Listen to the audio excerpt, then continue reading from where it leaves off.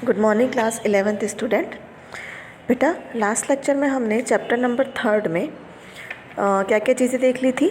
उसमें हमने बेटा देख लिया था कि एक समान गति किसे बोलते हैं, असमान गति क्या होती है। उसके बाद हमने देखा था ताक्षणिक चाल किसे कहते हैं, औसत वेग क्या होता है, ताक्षणिक वेग किसे हम बोलते हैं। फिर हमने वेलोसिटी और टाइम के बीच में ग्राफ बनाया था, वेग और समय के बीच में हमने ग्राफ बनाया था ना, जो त्वरण के बारे में हमने देखा था, ताक्षणिक त्वरण के बारे में हमने देखा, औसत त्वरण किस तरीके से निकालते हैं ये भी हमने देख लिया था। बेटा आज हम नया टॉपिक लेंगे जिसका नाम है एक समान त्वरित गति के समीकरण। ये त्वरित गति के समीकरण बेटा आप 9th क्लास में भी ऑलरेडी पढ़ चुके हैं। ठीक है, अब हम यहाँ पर आगे देखते हैं किसे बोलते हैं गति के समीकरण। एक समान त्वरित गति त्वरण से गतिमान वस्तु के त्वरण का परिमाण तथा दिशा दोनों नियत रहते हैं, है ना। अगर एक समान त्वरण से कोई वस्तु गतिमान है तो उसका परिमाण भी निश्चित होगा और दिशा भी निश्चित होगी। इस प्रकार की गति को हम क्या बोलते हैं, समान त्वरित गति कहलाती है ना। इस प्रकार की जो गति होगी वो समान त्वरित गति कहलाती है। उदाहरण के लिए अगर बात करें कि पृथ्वी की सतह से समीप ऊर्ध्वाधर नीचे की ओर गिरते पिंड की गति, जैसे ही नीचे की तरफ गिरेगा तो वो एक समान गति के साथ में नीचे की तरफ आएगा। एक समान त्वरित गति के लिए वेग व समय के मध्य खींचा गया ग्राफ एक सरल रेखा के रूप में हमें प्राप्त होता है, जिसका ढाल त्वरण के बराबर होता है। वेग समय वक्र के नीचे का क्षेत्रफल दूरी या विस्थापन को व्यक्त करता है। मतलब जो हमने वहाँ पर ग्राफ बनाया है उसके जो उसने जितना क्षेत्रफल वहाँ पर तय किया गया होगा वो क्या कहलाता है, उसका वहाँ पर विस्थापन कहलाता है। एक समान त्वरित गति के अध्ययन हेतु गति से संबंधित विभिन्न भौतिक राशियाँ जैसे वेग, विस्थापन, समय आदि में संबंध दर्शाने वाली समीकरण गति के समीकरण कहलाते हैं। मतलब बेटा हम गति के समीकरण किसे बोलेंगे, वैसे ऐसे समीकरण जो भौतिक राशियाँ वेग, विस्थापन और समय में संबंध हमें बताते हैं, ऐसे समीकरण को हम गति के समीकरण कहते हैं। ग्राफीय विधि द्वारा एक समान त्वरण से गतिमान वस्तु के समीकरण की उत्पत्ति। अब जो समीकरण हम देखने जा रहे हैं उसको हम किससे उत्पन्न करेंगे, हम इसे ग्राफीय विधि द्वारा यहाँ पर देखेंगे। ठीक है, माना कि कोई वस्तु एक समान त्वरण ए से एक सरल रेखा में गतिशील है। एक वस्तु है जो एक समान त्वरण ए से एक सरल रेखा में गति कर रही है। वस्तु का प्रारंभिक वेग हमने मान लिया कि u है और उस समय जो t है, उस समय जो t की वैल्यू हो जाएगी बेटा वो हो जाएगी 0। और t समय के पश्चात, मतलब t समय जब हो गया, t के बराबर आ गया, उस समय के पश्चात जो वेग होगा वो बढ़कर कितना हो जाएगा बेटा, वो बढ़कर हो जाएगा v। यदि समय t को x अक्ष पर तथा वेग को y अक्ष पर निरूपित करें तब प्राप्त ग्राफ एक झुकी हुई सरल रेखा ए बी प्राप्त होती है। ठीक है, हमने क्या किया कि समय को x अक्ष पर ले लिया और वेग को हमने y अक्ष पर ले लिया। तो हमने क्या देखा कि जो ग्राफ वहाँ पर बनकर तैयार हो रहा है वो कैसा मिल रहा है हमें, एक झुकी हुई रेखा के रूप में वहाँ पर हमें मिल रहा है। ठीक है बेटा, आगे देखते हैं हम। देखिए इस तरीके का ग्राफ आपको मिलेगा। ए बी जो मिल रही है हमें क्या मिल रही है बेटा, एक झुकी हुई रेखा मिल रही है। ठीक है, हमने क्या किया है, यू को किस पर ले लिया है हमने, जो वेग है उसको हमने ले लिया है वाई, और जो हमने टाइम लिया है उसको ले लिया है हमने एक्स एक्सिस पर। ठीक है, देखो चित्र में आपको दिख रहा है ना, हमने ई लिया है, डी लिया है, फिर हमने क्या किया, एक पूरा वो जो थीटा एंगल बन रहा था, थीटा कोण जो बन रहा था ए और बी, जो किससे बना रहा था, समतल के साथ में बना रहा था, उसको हमने बना दिया और हमने क्या किया, बी से डी पर एक लंबवत रेखा खींच दी। ठीक है, तो चित्र की ज्यामिति से हमें क्या समझ में आता है कि टी जब 0 था तो वेग u था और कितना था, o से लेकर a तक था। ठीक है, उसके बाद t जब t पर आया तो वेग कितना हो गया, v हो गया, और हमको क्या मिला, OE वहाँ पर हमें मिल गया। और OE किसके बराबर हो जाएगा बेटा, पूरे BD के बराबर हमारा OE जो है वो हो जाएगा। अब हमें प्रथम समीकरण पता है कौन सा होता है, प्रथम समीकरण है v = u + at। अब सीधी रेखा ए बी का ढाल हमको पता है कैसा है, tan थीटा। tan थीटा की हम वैल्यू रख देते हैं, tan थीटा हो जाएगा BC/AC, है ना। तो अगर हमें BC की वैल्यू निकालनी है तो हम क्या करेंगे, पूरे BD में से CD को घटा देंगे। ठीक है, तो BD कितना है हमारे पास में V और CD कितना है हमारे पास में U, तो V - U।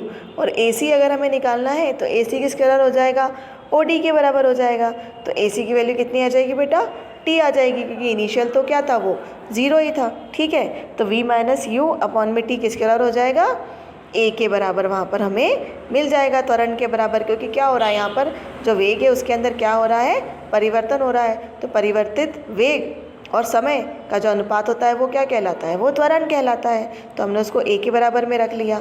तो v माइनस यू जब हमने क्रॉस मल्टीप्लाई किया तो a और t का आपस में मल्टीप्लाई हो गया, और उसको थोड़ा सा हम अरेंज कर लेंगे तो हमारी जो प्रथम इक्वेशन है, प्रथम जो समीकरण है वो हमारा बनकर तैयार हो जाएगा, v minus u equals to a t. ठीक है, यही इसको थोड़ा सा और हम अरेंज कर लेंगे तो v बराबर से क्या आ जाएगा, u प्लस ए टी यहाँ पर हमें मिल जाएगा। तो प्रथम समीकरण हमें यहाँ पर बेटा मिल चुका है।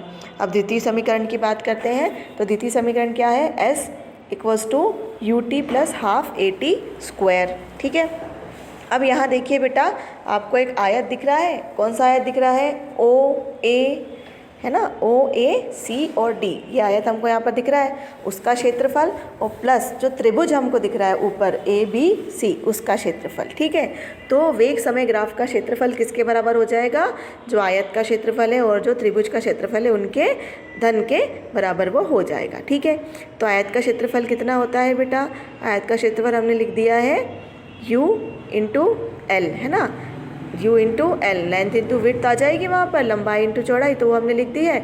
और त्रिभुज का क्षेत्रफल कितना हो जाता है, हाफ, है ना, हाफ हो जाएगा। और जितना उसके अंदर परिवर्तन हो रहा है तो वहाँ पर हमने लिख दिया है t into v minus you.